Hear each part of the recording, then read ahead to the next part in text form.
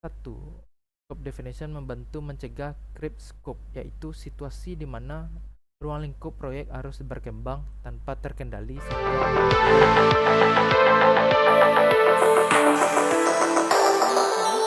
Semua, saya Utami Anastasia, perwakilan dari kelompok 4 D2BA pelajaran ISPM akan membahas terkait dengan project charter.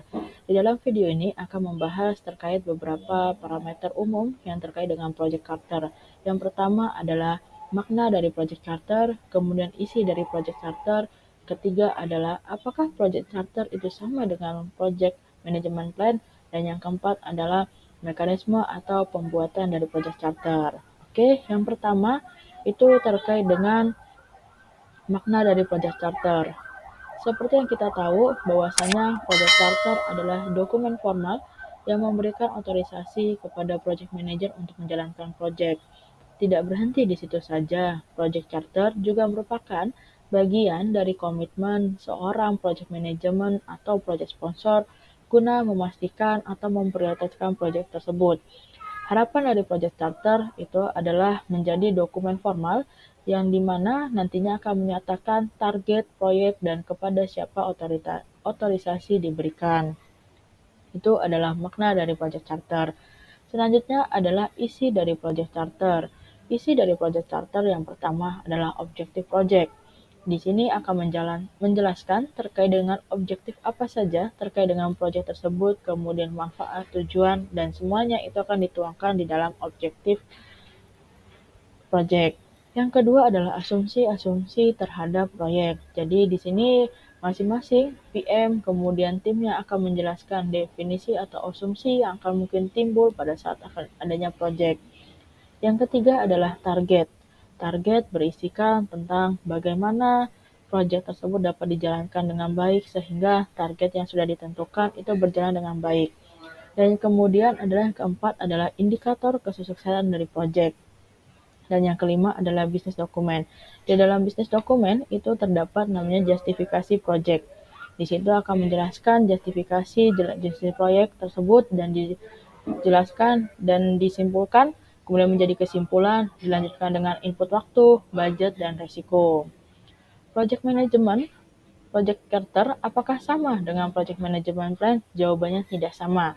Jadi antara project charter itu tidak sama dengan namanya project management plan, di mana project charter itu lebih praktis, simple, dan high level project. Namun untuk project management plan itu sendiri itu lebih detail, direncanakan sebaik mungkin.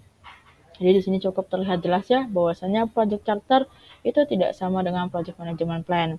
Pada dasarnya, project charter itu harus dimiliki oleh semua project pada saat awal project. Jadi semua project itu harus diawali dengan project charter. Dan yang pastinya adalah project charter itu juga bisa melihat apakah project itu tersebut sukses atau sudah sesuai dengan objektif awalnya ketika closing project. Itulah yang bisa saya sampaikan dan kemudian akan dilanjutkan oleh rekan saya. Ya, yang pertama, saya di sini akan menjelaskan perihal project description and goals.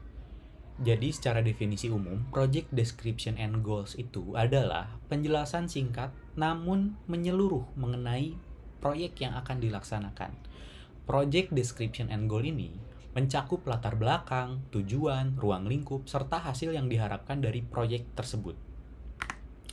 Di sini saya akan menggunakan contoh kasus integrasi sistem manajemen di PT Farmasi Royal. Lalu di sini saya akan menerangkan perihal project description-nya di PT Farmasi Royal. Jadi yang pertama, PT Farmasi Royal ini adalah perusahaan yang bergerak di bidang penjualan obat-obatan dengan 200 cabang di seluruh Indonesia. Dari pihak manajemen PT Farmasi Royal ingin mengembangkan dan mengimplementasikan sistem manajemen penjualan terintegrasi yang akan menghubungkan seluruh cabang PT Farmasi Royal dalam satu platform. Sistem ini diharapkan dapat meningkatkan efisiensi operasional, mempercepat proses penjualan, serta meningkatkan akurasi dan transparansi data penjualan. Lalu selanjutnya, di sini ada beberapa project goal yang akan kita capai. Di sini ada 5. Yang pertama itu mengimplementasikan sistem manajemen penjualan terintegrasi di seluruh cabang 200 cabang di Farmasi Royal ini dalam waktu 6 bulan dengan anggaran maksimal 2 miliar. Lalu selanjutnya, menghubungkan seluruh cabang dengan sistem pusat dengan sinkronisasi data secara real time. Lalu yang ketiga, meningkatkan efisiensi proses penjualan dan pengelolaan stok obat dari setiap cabang. Lalu yang keempat, mengurangi kesalahan dalam pencatatan transaksi dan pengelolaan stok. Lalu yang terakhir, yang kelima, meningkatkan kemampuan analisis data penjualan untuk pengambilan keputusan yang lebih baik. Lalu selanjutnya yaitu perihal Project Objectives yang akan kita terapkan di aplikasi integrasi sistem yang ada di PT Farmasi Royal, yaitu perihal mengenai implementasi sistem POS atau Point of Sales. Di sini ada objectives-nya. Yang pertama itu fitur transaksi penjualan, pencatatan stok, dan pelaporan penjualan dari setiap cabang. Lalu kita juga akan mengintegrasikan dengan sistem ERP atau Enterprise Resource Planning. Di sini objectives-nya itu menghubungkan sistem POS dengan modul ERP seperti manajemen inventory, keuangan, dan pembelian. Lalu mengenai pengembangan modul pelaporan dan analisis. Di sini objectives-nya ada fitur pembuatan laporan penjualan, analisis tren penjualan, dan pelaporan stok secara real time. Lalu yang terakhir ini ada objektif mengenai pelatihan dan dukungan teknis kepada karyawan di PT Farmasi Royal, yaitu dengan memberikan pelatihan kepada staf di setiap cabang dan menyediakan dukungan teknis selama masa implementasi. Selanjutnya, yang kedua, di sini saya akan menjelaskan perihal risk management.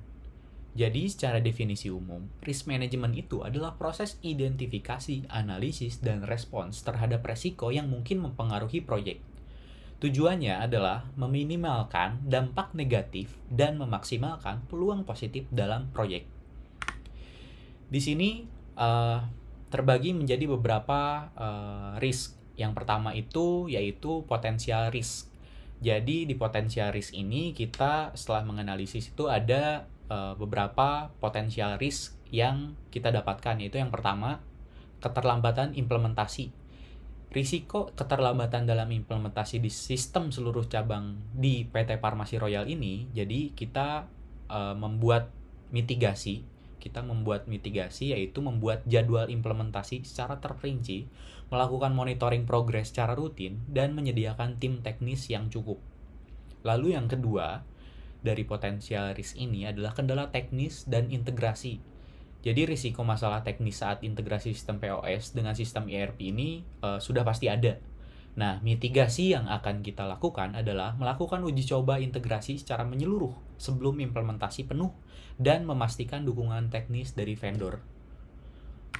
Lalu selanjutnya perihal risk management plan. Di sini yang pertama mengenai identifikasi resiko. Identifikasi resiko ini adalah mengidentifikasi resiko potensial pada setiap tahap proyek. Lalu yang kedua, analisis resiko, melakukan analisis terhadap dampak dan kemungkinan terjadinya setiap resiko yang ada di proyek ini. Lalu selanjutnya, perencanaan respons risiko. Jadi perencanaan respons risiko ini adalah mengembangkan rencana mitigasi dan respons terhadap resiko yang telah teridentifikasi. Lalu yang terakhir adalah monitoring dan pengendalian risiko. Melakukan monitoring risiko secara terus-menerus dan mengambil tindakan korektif jika diperlukan. Ya, sekian dari saya. Saya akan alihkan kepada Mas Edo. Terima kasih. Selanjutnya saya akan melanjutkan bagian ketiga, yaitu deliverable. Definisi dan pentingnya deliverable. Yang pertama adalah deliverable adalah produk, jasa, atau hasil yang dihasilkan dari sebuah proyek dan diserahkan kepada klien atau sponsor. Deliverable menjadi tolok ukur keberhasilan proyek dan membantu menjaga komunikasi antar pihak yang terlibat. Kedua adalah bayangkan sebuah proyek membangun sebuah rumah tanpa deliverable yang jelas. Bagaimana kita bisa mengetahui kapan rumah selesai dibangun dan apakah hasilnya sesuai dengan ekspektasi klien? Yang ketiga adalah deliverable ibaratkan peta jalan yang memandu tim proyek untuk mencapai tujuan akhir. Dengan deliverable yang jelas, semua pihak dapat bekerja sama dengan efektif dan efisien. Selanjutnya, manfaat deliverable. Pertama adalah deliverable memberikan kejelasan tentang apa yang akan dihasilkan dari proyek sehingga semua pihak memiliki ekspektasi yang sama. Kedua adalah membantu mengukur kemajuan proyek dan memastikan proyek tetap pada jalurnya. Ketiga adalah meningkatkan komunikasi dan transparansi antar pihak yang terlibat dalam proyek. Keempat, membantu mengidentifikasi dan menyelesaikan potensi masalah sedini mungkin. Kedua adalah contoh deliverable dalam proyek pengembangan website. Deliverable dapat berupa desain website, kode website yang teruji, dan panduan pengguna. Kedua, pada proyek peluncuran produk baru, deliverable bisa berupa materi marketing, brosur produk, dan website penjualan. Ketiga, dalam proyek pelatihan karyawan, deliverable dapat berupa modul pelatihan, materi presentasi, dan lembar kerja. Pentingnya memiliki deliverable yang jelas. Tanpa deliverable yang jelas, proyek berisiko mengalami keterlambatan, inefisiensi, dan miskomunikasi. Kedua, memastikan deliverable smart, spesifik, measurable, achievable, relevan, dan time bound untuk memaksimalkan efektivitasnya. Ketiga adalah komunikasikan deliverable secara proaktif kepada semua pihak yang terlibat dan dapatkan feedback mereka. Yaitu selanjutnya, next, scope definition. Definisi dan pentingnya scope definition. Bayangkan sebuah orkestra tanpa konduktor. Musik yang dihasilkan akan terdengar kacau dan tidak harmonis. Hal yang sama berlaku untuk proyek tanpa scope definition yang jelas. Tanpa scope definition yang jelas, proyek berisiko mengalami inefisiensi, miskomunikasi, dan bahkan kegagalan. Scope definition adalah proses mendefinisikan ruang lingkup proyek secara komprehensif termasuk tujuan, batasan, dan deliverable. Scope definition ibaratkan peta jalan yang membantu tim proyek untuk mencapai tujuan akhir dengan efektif dan efisien. Dengan scope definition yang jelas, semua pihak yang terlibat dalam proyek memiliki pemahaman yang sama tentang apa yang dikerjakan, kapan harus diselesaikan, dan bagaimana mengukur keberhasilannya. Selanjutnya, manfaat scope definition. 1. Scope definition membantu mencegah creep scope, yaitu situasi di mana ruang lingkup proyek harus berkembang tanpa terkendali sehingga menyebabkan pembengkakan biaya dan keterlambatan. Kedua adalah mempermudah pengelolaan sumber daya proyek karena tim proyek dapat berfokus pada pekerjaan yang benar-benar penting dan meninggalkan hal-hal yang di luar lingkup proyek.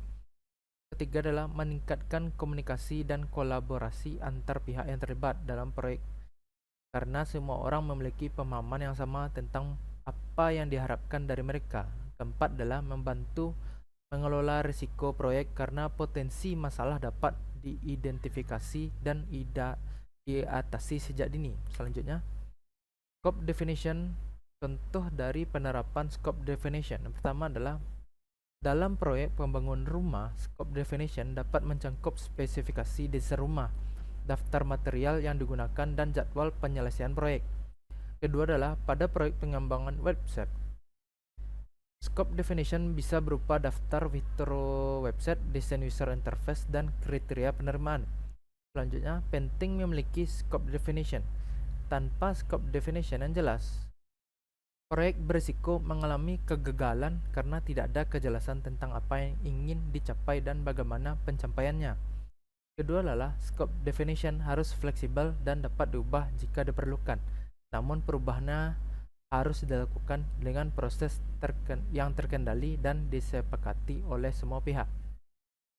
Oke, sekian dari saya. Baiklah, akan dilanjutkan oleh Mbak Nevi. Sekian dari saya, terima kasih. Baik, selanjutnya di sini ada milestone. Milestone itu merupakan peristiwa penting dalam suatu proyek yang menandai pencapaian tujuan utama atau tahapan penting. Milestone ini biasanya digunakan untuk mengukur kemajuan proyek dan memastikan bahwa proyek tersebut tetap berada pada jalur yang benar. Berikut adalah contohnya. Yang pertama ada kick-off meeting dengan durasi 1 hari yang di-start dari 1 Januari 2024 dan berakhir di 1 Januari 2024. Yang kedua ada requirement gathering-nya dengan durasinya 2 minggu. yaitu dimulai dengan 2 Januari 2024 dan berakhir di tanggal 12 Januari 2024. Yang ketiga ada pembuatan desain dengan durasi 3 minggu, yaitu dimulai dari tanggal 15 Januari 2024 sampai dengan tanggal 2 Februari 2024.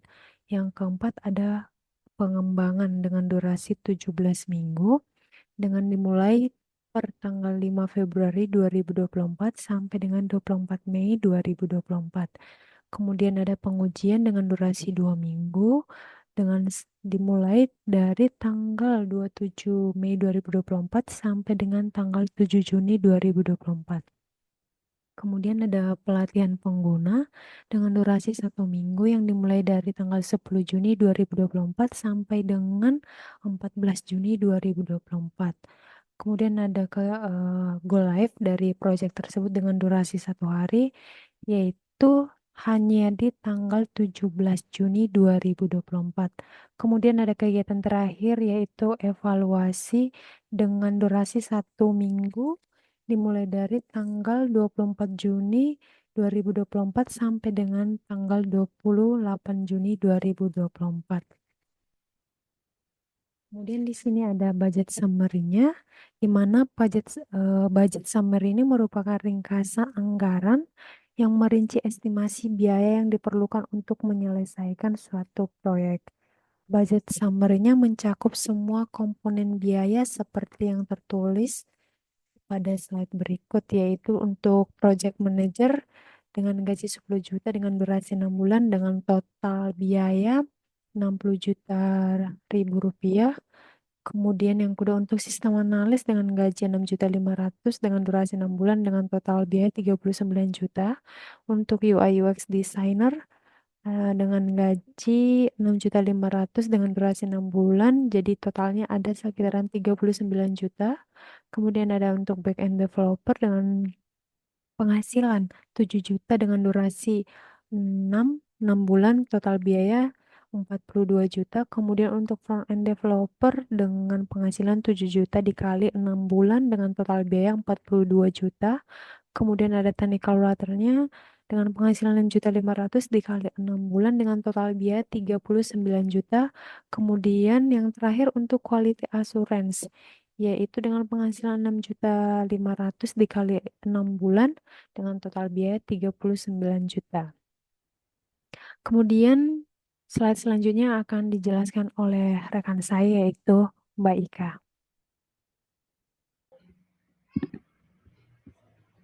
Halo teman-teman, jadi saya Ika akan menjelaskan tentang bagian ketujuh dari project charter, yaitu ada assumption dan constraint. Yang pertama itu ada definisi dan pentingnya assumption dan constraint. Secara umum, definisinya asumsi adalah pernyataan yang dianggap benar tanpa bukti langsung pada saat proyek dimulai. Nah, perannya dalam proyek itu apa sih gitu ya? Asumsi itu membantu mengarahkan perencanaan dan pelaksanaan proyek itu dengan menyediakan dasar untuk pengambilan keputusan. Jadi memang basically asumsi itu untuk membantu dan mengarahkan ya teman-teman. Jadi terus kemudian ada contoh asumsi, yaitu pertama anggota tim proyek akan tersedia selama durasi proyek berlangsung. Teknologi yang digunakan itu akan tetap stabil dan tidak mengalami perubahan dasar. Dan yang ketiga adalah pihak ketiga yang terlibat akan memenuhi komitmen mereka mengerjakannya itu tepat waktu. Nah, itu adalah contoh dari assumption. Yang kedua itu ada constraint. Constraint sendiri definisi umumnya adalah kendala, adalah batasan atau restriksi yang harus dipatuhi dalam proyek. Nah, perannya itu apa sih sebenarnya? Nah, dari constraint sendiri itu membatasi pilihan, solusi, dan arah proyek, memastikan proyek itu berjalan tapi dalam batas-batas tertentu. Contohnya kendala atau constraint itu contohnya, proyek ini harus selesai nih dalam 6 bulan. Nah, anggaran proyek juga tidak boleh melebihi dari $100.000. Nah, terus yang ketiga, hanya sumber daya internal yang boleh digunakan. Itu adalah beberapa contoh dari constraint. Oke, selanjutnya adalah mengapa sih penting assumption dan constraint dalam project charter? Nah, yang pertama, pentingnya assumption sendiri sebagai dasar perencanaan. Asumsi sendiri itu memberikan dasar untuk perencanaan proyek dengan menyediakan kerangka kerja yang diharapkan. Kemudian ada pengambilan keputusan. Asumsi sendiri itu sebenarnya membantu dalam pengambilan keputusan cepat tanpa perlu verifikasi langsung pada setiap detailnya.